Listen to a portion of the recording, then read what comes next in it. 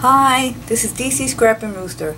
Today I would like to share some of these pictures that my girlfriend Claudia gave me from PA.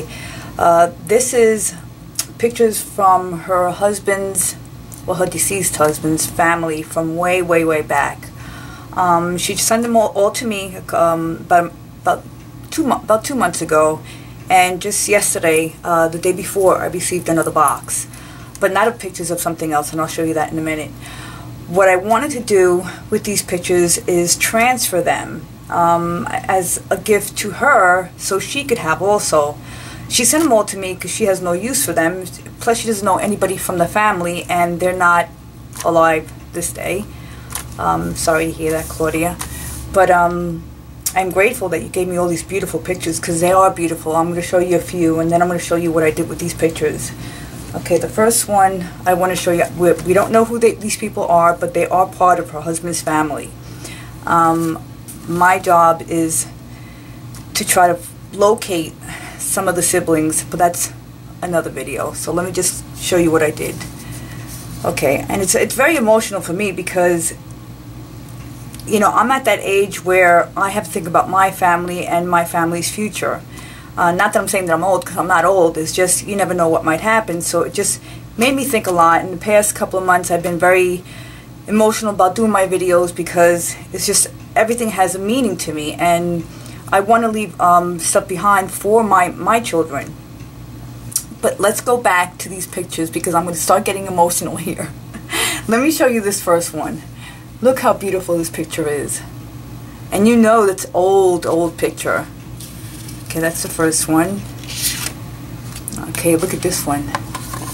And these, I wish they had dates, but they do have names, and that's why I said I'm going to do something else with these pictures as soon as I get permission from, if I could find anybody or the siblings from these pictures. This is another one. Look how beautiful that picture is. Look at her dress. Okay, and this one was from 1913, and it's like very thick, I guess chipboard, you want to call it. Okay, this one here, isn't that gorgeous? It's like picture perfect. Okay, this one here, maybe I'm too close. Okay, this one here. This one here, and this one. Look at these dresses. These dresses are amazing. Talk about wedding dresses. Oops, one's stuck. Is it stuck? Yeah, it is. This one here. It's a pretty dress also. Look at the top of this dress. And the background's beautiful too. This one here, beautiful couple. This one here. Now I didn't finish doing all the pictures, but I'm basically working on 3 different projects at the same time with all these pictures that she sent me. And this is just the beginning. These are pictures of baby. Oh, this is a baby picture. Check out this picture. Now I've seen this on the internet somewhere. Looks familiar, right? This one here. This one, and this one is from, it says born September 28, 1877, died August 11, 1928. Another beautiful picture. Got this one here. And this one here is one of my main focuses on, but this happens to be, I think it's her mother's mother-in-law's mother. Okay, and she's the main focus of all these pictures. Because I found some pictures in this where she's in a few of them, so obviously all these pictures belong to her, and it was passed down to the mother. And then Claudia got a hold of them after her husband passed away. So, and that's her right there. See? That's her. And that's her again, you can see. And that's another picture, and that's her again. So obviously all these people are related to her somehow. Okay, now I'm going to go back to that other picture. This one here. Okay. Now the box that I received 2 days ago from Claudia was something wonderful. And I cried when I received this. I don't know why. I guess it's because now I have a piece of her. You see this beautiful wedding dress? Okay, beautiful wedding dress. Now she was married, according to Claudia, was in the early 50s. Okay, which is not too far after I was born. Well, I wasn't born in the 50s. I was born later than that. About maybe 12, 13 years later. Now you can guess my age. But I have her, she sent me her wedding dress. And I know I can't show it here, and it's really, really, really hard. But this is her wedding dress. But it's beautiful, it's short, it's not a long one. This is the inside. Beautiful tulle, and then some satin or this material here. Beautiful. And this is the back part, which I know it's hard to see. I might take some pictures on and display it later. But I was planning to do something with this dress. And this is the back part, or the train. And it's a short dress, it's not long. This is the top part. And it's a little stained, but it's okay. This is the top part. It's supposed to be a bow. It's pretty. And I have the gloves here. And the gloves are attached. Isn't that pretty? So I'm going to make a glove box to hold her gloves and the other stuff. And this is the I guess the crown. And it didn't come with she didn't send me the veil. She can't find the veil. But I guess it's like a little hat. See? Isn't that cool? I have a piece of her. That is so awesome. And then I even have the ring holder, which is really cool. And it's stained. And I'm going to, how do you call it, do something with this also. I'm going to alter this. But I'm going to keep everything original. I'm just going to cover the top. Isn't that cool? So anyway, so let me show you. Let me go back and take this out and show you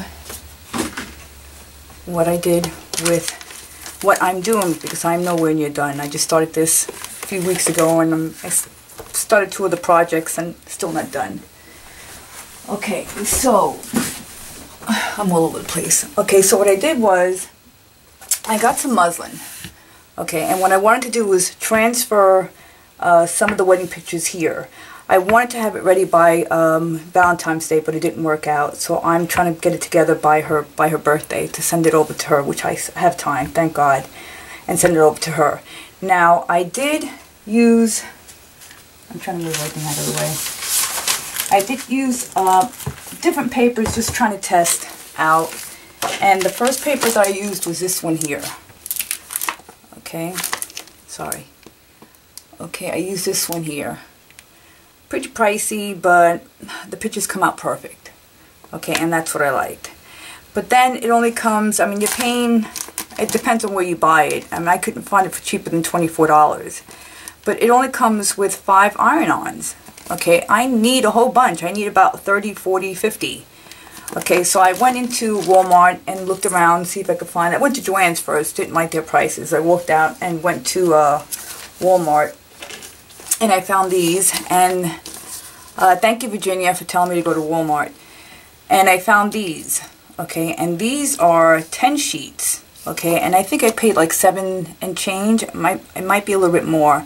Now, they're by the muslin fabrics in my store, okay, by the fabric department. You also have some in the children's craft. So you have to look in both places, because one day it'll be there, the other day might be in another place. They keep changing, so I have to keep going back and forth to see where I could find them. And these turned out pretty well. Now, as for this one here, when you use this and you iron on, okay, this one, the corners curl up when it's done. This one you can't tell. Okay, with this one I had to iron on and peel off very slowly, and if it was the image wasn't coming off, I kept putting the heat on it until the image came off. Now let me show you a couple of samples what I did. Okay, now I also did it on, this is the first one that I showed you, the artist, we'll call it TAP. Okay, and TAP is transfer artist paper, so it's TAP. Okay, I used the TAP paper on this one, and I did it in black and white. If you have images like mine, where they're like almost like the ivory cream color, you're better off doing it in color. They come out, I think they come out nicer. But I also wanted to do a couple in black and white, and this is the one I used. Okay, that's this paper here, the TAP paper. Okay, and what I did was I also copied it on 100% cotton, and this is what I got. Okay, see, this is cotton. It's not paper. And I transferred on here, and it came out pretty nice. Okay, and that's using the image. Actually, that's not true. I did one through the printer, which was this one. What I did was I used regular cardstock. I placed the cotton and I taped it off, and then I copied it through my printer, and this is what I got. Okay, now this one here, this is the TAP paper. Okay, and I'll show you all this. I might sound a little confusing, but I'll show you exactly what I did. Okay, now the one I'm going to transfer today, let's see, this is going to the computer. I'll show you that to the computer. Okay, well, before I get into that one, see, I'm jumping all over the place. Let me sit still. Okay, this picture here, okay, is I got this off of a blog, the free downloads. Okay, and I got this one. What I did was I ran it to the computer, you know, printed it out on regular, not regular cardstock. It's a little bit thicker. You could print it out on regular printer paper, but I was testing things out, and I just wanted to see what would happen if I were to print it a little bit thicker, because I wanted the picture to be almost like faded. I didn't want the full print. Okay, and this is what I did. Okay, now this box is going to a friend of mine here on YouTube. So I know she watches my channel once in a while, not all the time, so I know she's not going to watch it this time. Anyway, so all I did was just transfer it over. Now what I used was that decoupage, and you know what, I didn't pull it out, but I'm going to pull it out right now. Okay, this is what I used. Okay, and all I did was paint my box first, and I just brushed on the collage glue. Okay, transferred the sheet over, and I ran it with a little roller, one of those little rolling pins, and then I waited for a while. Actually, I left it overnight. I just wanted to make sure it adhered well. Then the next morning, I sprayed a little bit of water, and I believe you've seen this on other channels, because I got this, and I'll put all the links of where I got my inspiration from, because I did a lot of watching last year when I was learning how to transfer pictures, and I even have the water slides, and that's on one of my other tutorials that I did. But anyway, so I added a little bit water, and then I rubbed it off, and I came out with that image. Okay, that's the first one I did. Okay, now I'm going to show you how I do this one here. Okay, I guess we're going to use the iron-on. We'll use this one. So now what I have to do is I have to cut it. Make sure I'm in frame. Okay, and I already transferred it over to the TAP paper. And this is using the transfer artist paper.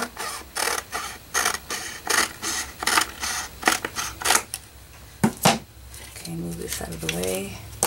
Okay, this here is a cutting board. The reason why I'm using a cutting board is because I don't have the ironing board, and they tell you not to use an ironing board. So I use my cutting board. I use this for everything. I'm going to put the paper here, and let me just see something. Doesn't mind if I cut a little bit off here. But I'm going to do it this way, not the long way, because I want to do another picture. Okay, just put it on here. Okay, turn your iron on. Let me make sure my iron's on.